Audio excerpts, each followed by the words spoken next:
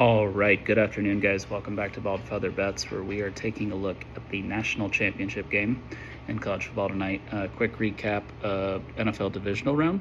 But first, please make sure you're subscribed, notifications on, like, share, comment on this video. Anything you can do to support, help out the channel, really appreciate it. So NFL divisional round yesterday. We had 20 units on the Eagles, and that ended up pushing due to two missed PATs and a safety. I mean, at least we got the push, and Stafford didn't score that last touchdown, but I mean, my goodness, that should have been a win. And then in the Ravens 10-unit loss in a game in which, I mean, if anyone tries to tell me that the Bills are the better team after watching that, you don't really know what you're talking about when it comes to football.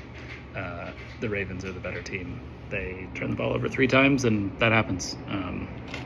But in all of the NFL divisional rounds, the losing team had more total yards. However, I don't think that in all divisional rounds, the losing team with more total yards was the more dominant team. And we're going to go through each of them, and we're going to end with the Bills-Ravens because that will lead in a little bit into what we're going to talk about with Ohio State Notre Dame. So Texans and Chiefs, the Texans outgained the Chiefs by over 100 yards and had no turnovers. I still don't know if you can say that they were the more dominant team because the amount of sacks that they gave up on C.J. Stroud in such crucial points and the way that the special teams worked out. There's an argument that on offense and defense, at times, they were the more dominant team, but I still don't see it all that much. I think they got into a phone booth fight with the Chiefs, which is exactly what they wanted. Mixon was able to run a lot more than we thought he was going to, but ultimately it didn't matter. They lost that game by 9, which again is why shopping around your lines is so important. Next game, Commanders-Lions. Lions outgained the Commanders. In no world were the Lions the more dominant team. With the 4-3, 4th and 2, 4th and 2, all the 4th down conversions that the Commanders were able to pull off, with how well they were able to stay balanced on offense, they were the more dominant team. And then with the fact that Ben Johnson just overthought it on the offensive side, offense wasn't the problem. There was no need to have Jamison Williams throwing a pass on the most important drive of the year. If you needed those gadget plays to really get it going, then you could have brought him out. But when you're running it for 7 yards a clip, you don't need to do much more other than run the ball, play action, and a few drop back throws. 3rd and 1 with a chance to go up 14-3, and you have empty with guys. You just overthought it some. I don't think that the Lions were the more dominant team there at all. Eagles and Rams. Rams outgained the Eagles, but a lot of that had to do with those 2 late drives. The Rams were not the more dominant team there either. Eagles were, and you could see that with their ability to run the ball, especially on that last one where Saquon broke it off, just couldn't make the point after attempt. And the thing doesn't make any sense about it is, like, in the difficult ones, and like the difficult field goal kicks in those conditions, he was perfect. So then the PAT, whatever. We're moving on. But anyway, the Rams weren't the more dominant team than the Eagles. Now, there's an argument to be made if that game's played out in LA, the Rams win the game, and I probably would make that argument actually, but it wasn't, and that was one of the reasons why we were on the side that we were on. That's a big part of the NFL for these teams that play outdoors in cold weather locations. If you make it to the playoffs and you get home field advantage, it's a big advantage. And if you're a dome team or you're a canopy team or you're a warm weather team, you also really need that home field advantage to avoid that situation. And you make that cold weather team come play in a dome where they're probably built to play on grass outdoors, and they may be a little bit slower. So, big advantage there for the Eagles. And then in the last game, that is the one though. The Ravens were the more dominant team for sure. You saw it in the second half when they were able to rip off a touchdown drive where they literally didn't throw the ball a single time. Derrick Henry runs up the middle. It's just the Mark Andrews fumble. Everyone makes a lot about the Mark Andrews drop pass on the 2-point conversion, there was still a minute 30 left. Like, most likely Josh Allen gets the ball back and drives down the field. And then the question is, did they score too quickly, or did Josh Allen set up Bass for a game-winning field goal as time expires? But at that point, when Mark Andrews had the fumble, 5-point game, and the Ravens had scored on every single possession that they'd had dating back to the second quarter, other than when Lamar took it and just took a knee right before the halftime. So if they score that, then they take the lead, and then you have a situation set up to where then even if Josh Allen goes down and scores, which Bills' offense, by the time the second half was around, they weren't firing on all cylinders. Ravens had kind of figured out what it was that they were doing. There's going to be time on the clock for Lamar to get it back and score too. And they were scoring. They were doing whatever they wanted. They were executing at will on the Bills' defense, just because that's the most difficult matchup for that Bills' defense, was this Ravens' offense this year. But it didn't go that way. And the reason it didn't go that way is because football is a weird game in which the ball is shaped like an oval and it's not round, so it bounces weird ways. And when it's slick and when it's wet, sometimes even if you're Lamar Jackson, it'll slip out of your hand, and Von Miller will pick it up and run it down to the other end of the field, and then the Bills will score and go up 14-7. Or if you're Mark Andrews and you haven't had a fumble since like 2019, you'll fumble the ball. So it's just a weird game. And that leads into tonight a little bit, because that is the only way Notre Dame will pull off an upset. Let's get into this game tonight. So we're going to start with Ohio State on offense and Notre Dame on defense. I'm hearing a lot of people talk about how, well, Notre Dame has a tough defense and they can keep this, they can do what Michigan and what Nebraska and what Texas did a little bit. Sure, they could. And that's, I think, why you're seeing the models have this at the score that they have it at, because Notre Dame does statistically have a good pass defense and they do keep games low scoring. The problem is Notre Dame plays man. I'm sure you guys have heard this talked about this week. If you go back and you watch their game last year, so what they did is they put in 2 high safeties. And the reason this matters so much is just sub out Smith for Harrison Jr. I expect Notre Dame to do the exact same thing they did last year, because it worked and they don't really have any other choice. They put in two high safeties. As soon as the ball snapped, they roll one safety down into a double on Harrison Jr. This year it'll be Smith. And then they rolled the other safety over the top, and it ends up being a single high safety with man coverage and double coverage on Harrison Jr., and this year it'll be Smith. Then they freed up one of the linebackers to try and defend against the run, and then they put the other linebackers on the running back in case he were to leak, or the tight end in case he were to leak. It's why you actually saw Stover get a few big catches in that game last year. They're going to try and do the same thing. And what they're doing is they're saying they're going to give you a run box on first down. They're going to say, okay, Ohio State, run it. There's a couple things with that. Notre Dame's defense, as currently constructed right now with the current injuries that they have, was better when they played this game last year than when they're going to do it now. The second thing about that is Ohio State hasn't been taking that bait lately, in terms of, okay, we're going to show you a light box, just hand it off on first down, and then we're going to get you in second and long, and we're going to kind of have you, working into our favor. They've been doing things like passes to the halfback. They've been doing things like screen passes to Smith, or screen passes to Ibuka, or short, quick slants, or things that are quick on first down rather than just handing it off. So much was made of that game last year going into it, with the Holtz comments and the lunch pail comments and all that about, no, Ohio State's tougher, and you could see, toughness, we want to win it. And Ohio State could win the game that way tonight. We'll get to when Notre Dame's on offense in a second, but I don't think Notre Dame's going to score all that many points. So Ohio State could win a 21-17 game, a 17-14 game. I just don't think they're going to do that. I think that they will continue doing what they're doing on offense that they've been doing, which is run a power gap scheme, counter off of that, and then play action counter off of that. I think you'll see what I've been saying all year long, that Notre Dame's pass coverage is a fraud. And when they try to play man coverage against the best wide receiver room in the country, it will be exposed. And then you can look at the Ohio State offensive line, where Texas was able to beat them a few times. Notre Dame's front is not Texas's front. They do not have the NFL players playing tonight. They do have some of them. A lot of them are injured.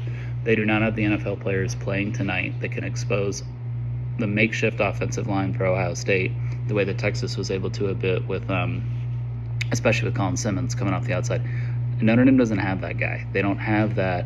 They don't have that depth. They don't have that ability to rotate out and stay fresh and all that stuff. So even if Notre Dame's able to keep this thing close early and they get a few wins on defense to start, eventually that they're going to wear down. And again, their pass defense isn't good. Go watch the USC Notre Dame game. It's just not. It's just not good.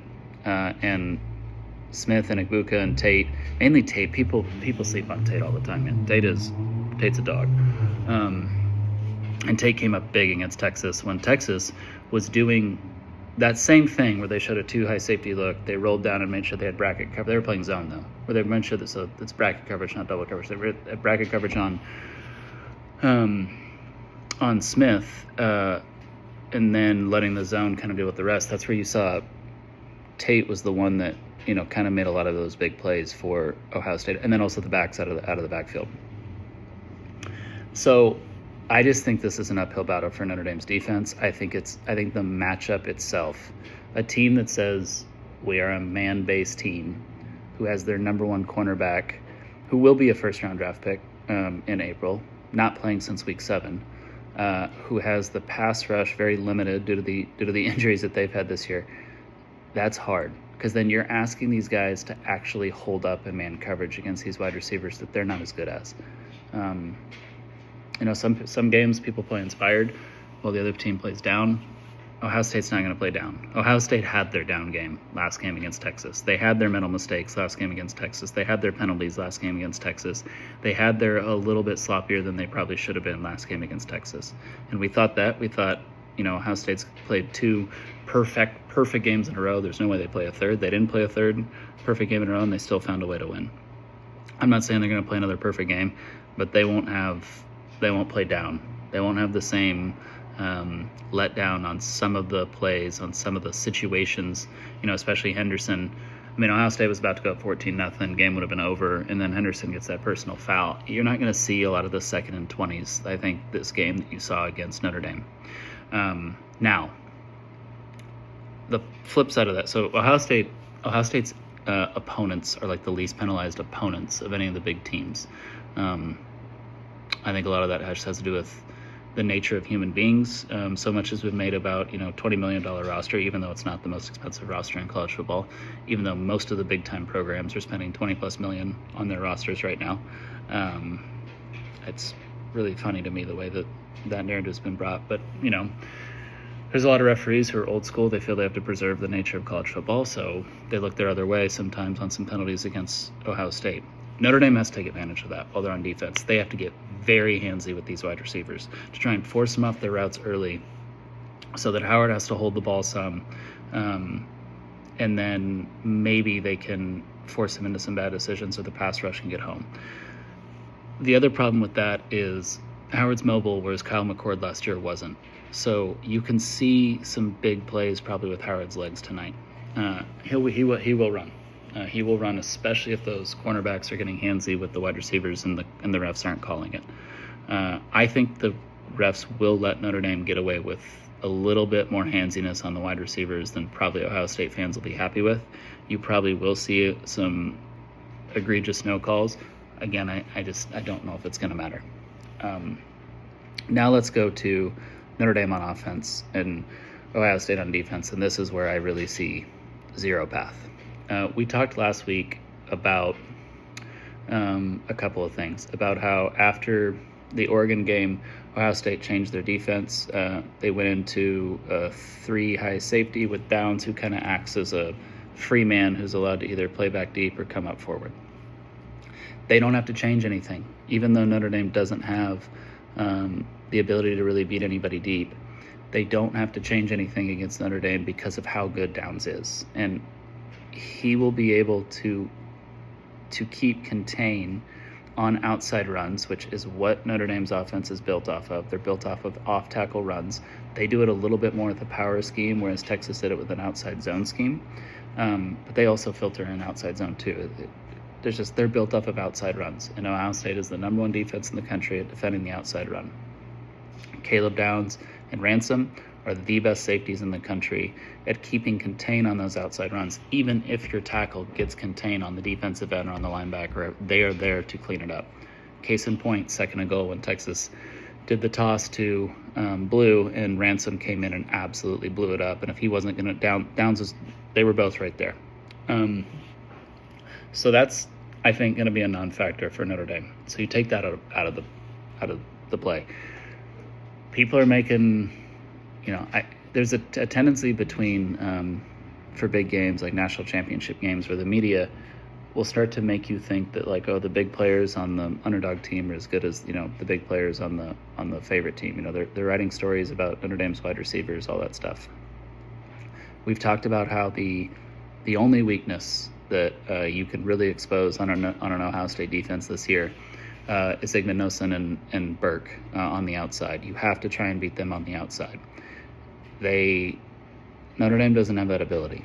So then the next thing that you have to try and do is you have to try and do what Texas did a little bit, where Ohio State was essentially betting that Texas was going to keep their backs in for pass coverage most of the time, because Texas had shown that almost all year. One adjustment that Sark made as that game went on is, he just started releasing the backs and said, if you're going to blitz the linebacker, then we're going to release the back, and Quinn will get it out faster than you can get home. And I trust the offensive line to hold up. And it did. On both the touchdown passes to Blue, they were able to hold up to it.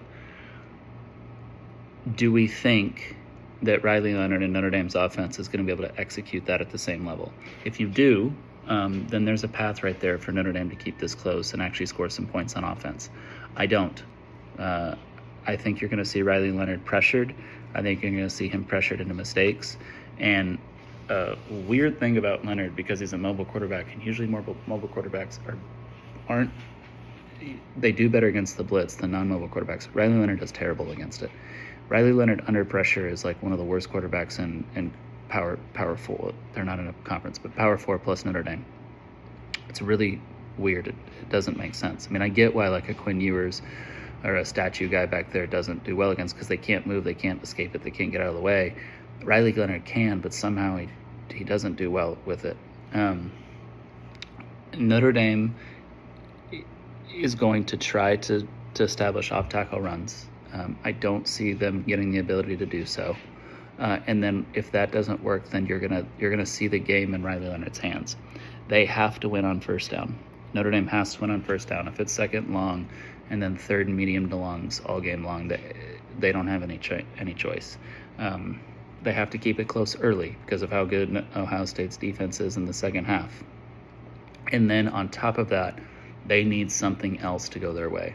They need either a special teams win where they run a fake, they have a onside kick, they have a, like I said, a fake punt for a first down, even maybe in their own territory, or they need Ohio State to make a special teams mistake, like a muff punt, mishold the snap on a punt. They're able to get it blocked. They block a punt just off of their rush. They need something like that to go their way. And even with it, I still don't know if they'd win the game.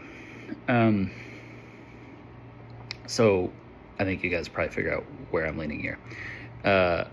First off, we talked about futures and all that stuff. So if you're in the situation like I am, where you have an Ohio State ticket to win the Natty after they lost to Michigan, you got really good value on that number.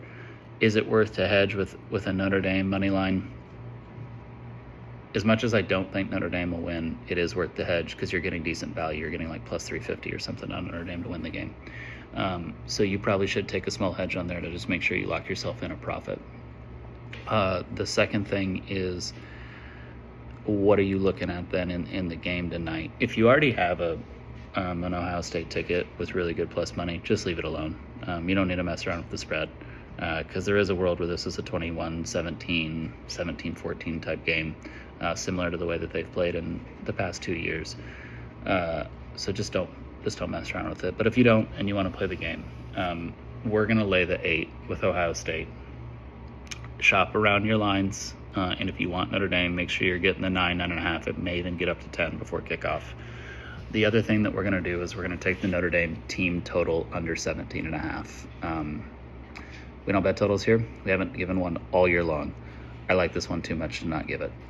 So we're going to split that 10 units each. So 10 units on Ohio State minus the 8, and 10 units on Notre Dame team total under 17.5. I actually have more confidence in that one than I do in Ohio State minus 8. Unless they get a special teams touchdown, defensive score, scoop and score, pick six, etc., I don't see how Notre Dame gets above. Offensively, there's no way they're going to score more than 17 points in this game. It is the absolute worst matchup Notre Dame could have asked for. If they were playing Texas, they have more. They don't have a lot of avenues, but they have more avenues, and they're coming off of getting. They couldn't have asked for a better time to play Georgia. Georgia's weak at the wide receiver position after the suspensions and injuries they've had. They had a backup quarterback who's better with his legs than he is with his arms, and then they went up against a Penn State offense who I don't know if I would make the argument. I might make the argument. You can argue. Well, I probably wouldn't argue this. I would argue. Penn State has a bottom 4 wide receiver core in the Big Ten. I was about to say you could argue they have the worst wide receiver core in the Big Ten. That's a bit of a stretch. But they have a bottom 4 wide receiver core in the Big Ten, which is inexcusable if you're Penn State. But they have not a single wide receiver who is any sort of a threat whatsoever. And again, like that plays perfectly into Notre Dame's hands. That is not the case against Ohio State. Ohio State has 3 NFL wide receivers who've played all year long, who start NFL running backs. And Will Howard, who he's going to get drafted. I don't know if any player has helped their draft stock more in these playoffs than Will Howard has. He's not going to be a first-round pick. He's not even going to be a second-round pick. I don't even think he'll be a third-round pick. I think he'll be a day 3 pick. But he'll go decently early in day 3, just because of how quarterback needy the NFL is right now. And he's big. He's big. There's people who are going to just fall in love with his size. Yeah, we like Ohio State. We're all over it. I get that so's everybody and their mother, but I don't care. It's just such a tough matchup, man. It's such a tough matchup for Notre Dame. I feel bad for him because I love Marcus Freeman. Like that team a lot. Like Riley Leonard a lot, actually. It's just... Yeah. There's just so few paths for them to win. And everything has to go right. And they have to have a Bills-Ravens situation where there's just weird bounces of the ball, 3 turnovers. It's like it's not even enough for them to win the turnover margin. They need to win the turnover margin by 2 or more. And they just, Commanders, Lions type, 5 turnovers for the lot. They need something like that. And I just don't think it'll happen. Because at the end of the day, they don't have a Jaden Daniels or a Josh Allen at quarterback. They have a serviceable quarterback. So even with it, I just don't think it matters. All right. Thank you, guys. National championship. Sad that we're at an end for college, especially with how we've done this year in college football. My goodness, we had a good year in college football. Sad for it to come to an end. But, all seasons do. We got a crown a victor tonight. And then obviously we still have the AFC NFC championship game and the Super Bowl to finish out our season, which has been a great one. Appreciate you guys. Thank you for all the love and support. Make sure you comment, like, share this video around. And let's go Buckeyes tonight.